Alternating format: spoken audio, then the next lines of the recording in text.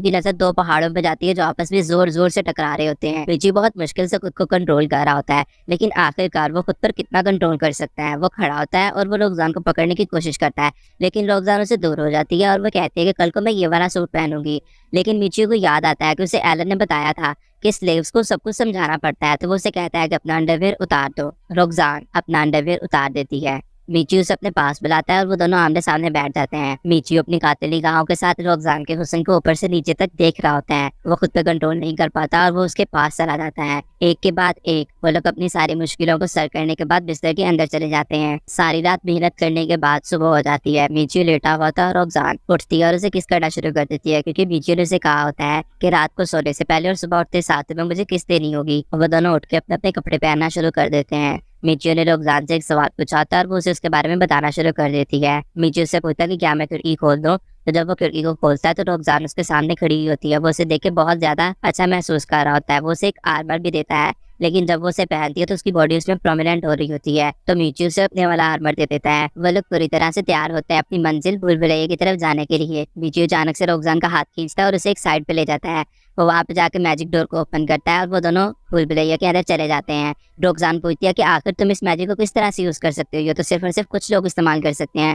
तो मिचियो उसे बताता है कि ये एक सीक्रेट है, तुम्हें किसी को बताना नहीं है। तो रोकजान उसे कहती है कि मास्टर आप तो बहुत कमाल के हैं। वो लोग चल रहे होते हैं कि रोकजान को अचानक से मॉन्स्टर्स की स्मेल आती है। जब वो मिचियो को बताती है तो मिचियो से कहता है कि मुझे तो ऐसी वैसी कोई स्मेल नहीं आई। मिचियो को पता चलता है कि ये रोकजान की स्पेशलिटी थी कि वह मॉन्स्टर्स को स्मेल कर सकती है। मिचियो रोकजान से पूछता है कि आखिर तुम मॉन्स्टर्स को मारने के बाद क्या चीज हासिल करना चाहती हो, तो वो उसे बताती है कि मैजिक क्रिस्टल को हासिल करना चाहती हूँ। मिचियो के पूछने पे रोकजान उसे बताती है कि क्योंकि मॉन्स्टर्स मैजिक से बने हुए होते हैं, तो इसी वजह से वो क्रिस्टल अपने अंदर उनका सारा मैजिक एब्जॉर्ब कर लेता है और जब हम उस क्रिस्टल को बेचते हैं तो हमें उससे बहुत ज्यादा पैसे मिलते हैं। मिचियो सोचता है कि वो अब तक कितना बड़ा बेवकूफ था। तो रोकजान उसे कहती है कि अगर तुमने अभी तक ऐसा कोई क्रिस्टल हासिल नहीं किया तो इसमें कोई बुराई वाली बात नहीं है, हम इसे दोबारा से खरीद लेंगे। अब वो लोग आगे बढ़ते हैं तो वाकई में वहाँ पे मॉन्स्टर होता है। मिचियो आगे बढ़ता है और एक ही स्विंग के अंदर उस मॉन्स्टर को खत्म कर देता है। दिन खत्म हो जाता है और वो लोग अपने होटल में जाते हैं और उन्होंने बहुत सारी छोटी छोटी स्टिक्स को इकट्ठा किया होता है मॉन्स्टर को खत्म करने के बाद। अब वो दोनों एक दूसरे की तारीफें करना शुरू कर देते हैं कि तुम बहुत ज्यादा पावरफुल थी या तुम बहुत ज्यादा पावरफुल थी। मिचियो रोकजान से कहता है कि चलो आओ मेरे साथ बैठ जाओ। रोकजान उसके साथ बैठ जाती है तो मिचियो से पूछता है कि क्या तुम्हें इस बात में कोई बुराई तो नहीं लगती कि तुम्हें मेरे साथ बैठना पड़ता है। तो रोकजान उसे कहती है कि नहीं, मुझे बिल्कुल भी बुरा नहीं लगता। वो उसे हक कर लेता है और वो उससे इजाजत मांगता है कि क्या मैं तुम्हारे कानों को टेस्ट कर सकता हूँ।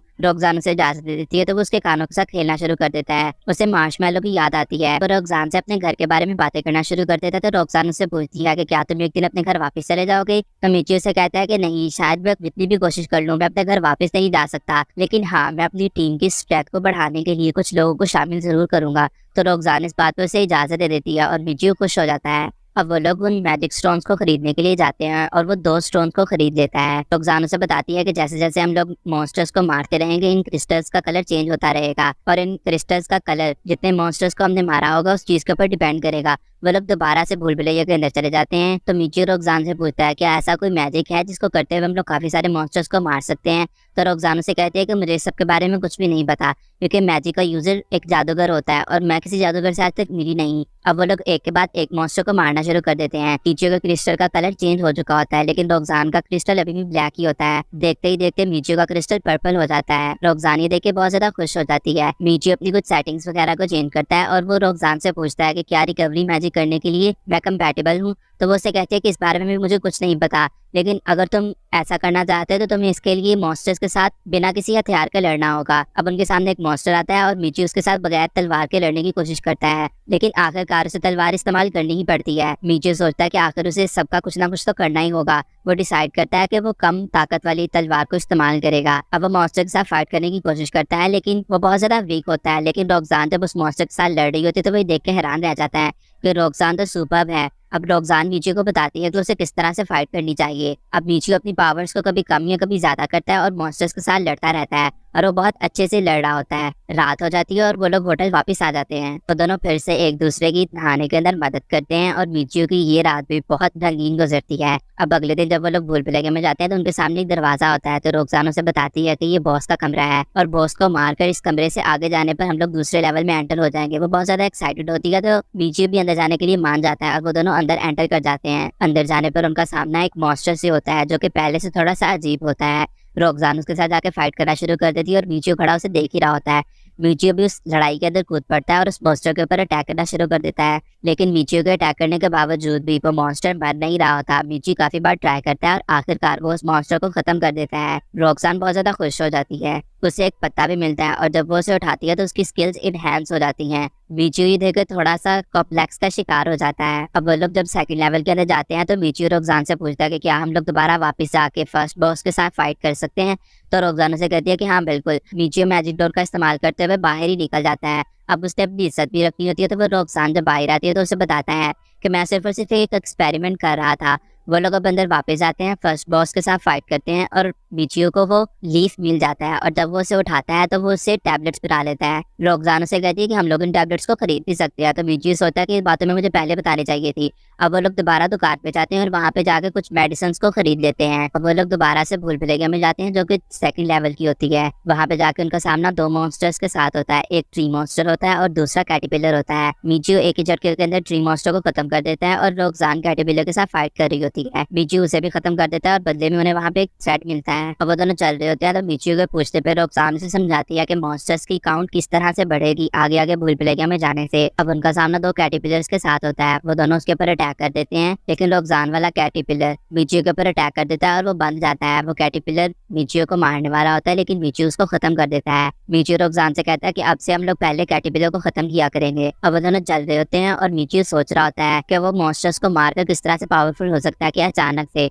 वो रॉक्सान को साइड पे खड़ा कर लेता है और उसे कहता है कि वहाँ पे देखो क्या तुम्हें वो आदमी नजर आ रहा है। तो रॉक्सान कहती है कि हाँ। वो आदमी एलन की मार्केट की तरफ देख रहा होता है। अब वो दोनों एलन के पास जाते हैं और वो उसे बताते हैं कि एक इंसान खुफिया निगाहों के साथ तुम्हारी मार्केट की तरफ देख रहा था। एलन इस बात को इतनी कोई खास तवज्जो नहीं दे रहा होता। तो मीचियो से बताता है कि जिस गुलाम को मैंने तुम्हें बेचा था मुझे लगता है कि ये उन्हीं के साथ है। तो एलन के कान खड़े हो जाते हैं और वो कहता है कि हाँ बिल्कुल, कल उसे खरीदने के लिए कोई आया था और मुझे वाकई में इनकी हरकतें कुछ मशकूक लग रही थी। तो एलन उसे कहता है कि तुम्हें फिक्र करने की कोई जरूरत नहीं है, मैं अपनी मार्केट का खुद ख्याल रख लूंगा। मीचियो उठ के वहाँ से जाने वाला होता है तो रॉक्सान का मुंह बना हुआ होता है। मीचियो से कहता है कि तुम्हें फिक्र करने की कोई जरूरत नहीं है, एलन खुद ही देख लेगा। लेकिन रॉक्सान उसे कहती है कि यहाँ पे मेरे साथ एक बूढ़ी खातून भी थी, मुझे उनके बारे में बहुत ज्यादा फिक्र हो रही है। तो मीचियो वापस पलटता है और वो एलन से कहता है कि मैं चाहता हूँ कि तुम मुझे हायर कर लो एज एन बॉडीगार्ड, मैं तुम्हारी मार्केट की हिफाजत किया करूंगा। उन दोनों के दरमियान में मुआहिदा हो जाता है और एलन मान जाता है। अब एलन उनको गुड बाय कहता है और वो कहता है कि मैं रात को तुम लोगों का पिछले दरवाजे पे इंतजार करूंगा। रॉक्सान और मीचियो चल रहे होते हैं तो रॉक्सान बहुत ज्यादा दुखी होती है। वो कहती है कि तुम्हें मेरी वजह से इतनी खतरनाक जॉब करनी पड़ रही है। तो मीचियो कहता है कि नहीं,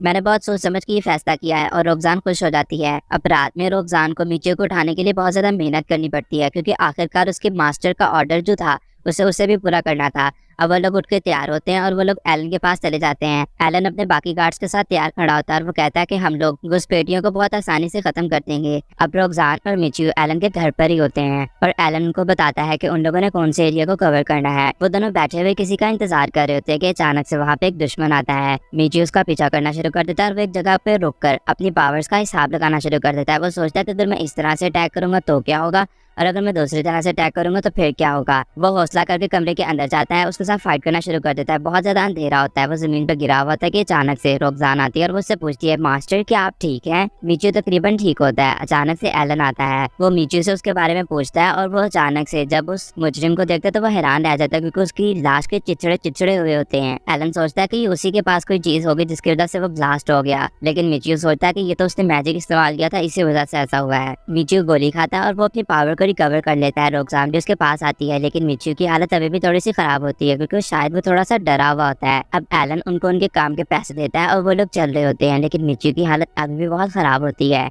अचानक से रॉक्सान उसे रोकती है और वो उसे कहती है कि आई एम सॉरी, ये सारी की सारी मेरी गलती है, मुझे ऐसी ख्वाहिश करनी ही नहीं चाहिए थी। लेकिन मिचियो से समझाता है कि ऐसी कोई बात नहीं है। अब वो दोनों दोबारा से भूल भुलैया के लिए चले जाते हैं। मिचियो बहुत ज्यादा कमजोर होता है लेकिन फिर भी वो मॉन्स्टर्स को किल करता है और उसकी एनर्जी पहले की तरह अच्छी हो जाती है। और मिचियो जब अपने लेवल्स वगैरह चेक करता है तो वो भी बहुत ज्यादा इंक्रीज हो चुके होते हैं। जो अपनी एक मैजिकल पावर का इस्तेमाल करते हुए एक फायरबॉल के साथ मॉन्स्टर के ऊपर अटैक करता है और रॉक्सान देख के हैरान रह जाती है लेकिन मीचियो से कहता है कि ये हम दोनों का सीक्रेट है। मीचियो अपनी पावर्स के साथ थोड़ा सा शो ऑफ करता है और रोक्सान ये देखी काफी ज्यादा खुश होती है। रोक्सान और मीचियो बढ़ना शुरू कर देते हैं और वो मॉन्स्टर्स को किल करना शुरू कर देते हैं मीचियो की फायर वाली पावर की मदद से। मीचियो एक दो और पावर्स का इस्तेमाल करता है और वो चलते हुए सोच रहा होता है कि उसे अपनी पावर्स को और भी ज्यादा स्ट्रॉन्ग करना होगा, क्योंकि उसे अपनी बच्ची को भी तो बचाना है। वो दोनों बॉस के रूम में पहुंचते हैं, जहाँ पे जाके वो लोग जब बॉस को किल करते हैं तो उन्हें स्टेट मिलता है। अब इसके बाद वो लोग नेक्स्ट बॉस के कमरे में जाते हैं, जहाँ पे जाके मीचियो को थोड़ा सा अनकंफर्टेबल लग रहा होता है। उनके सामने एक कोबोल्ड आता है जिसे देख के मीचियो को लगता है बहुत ताकतवर होगा, लेकिन मीचियो से एक ही झटके के अंदर खत्म कर देता है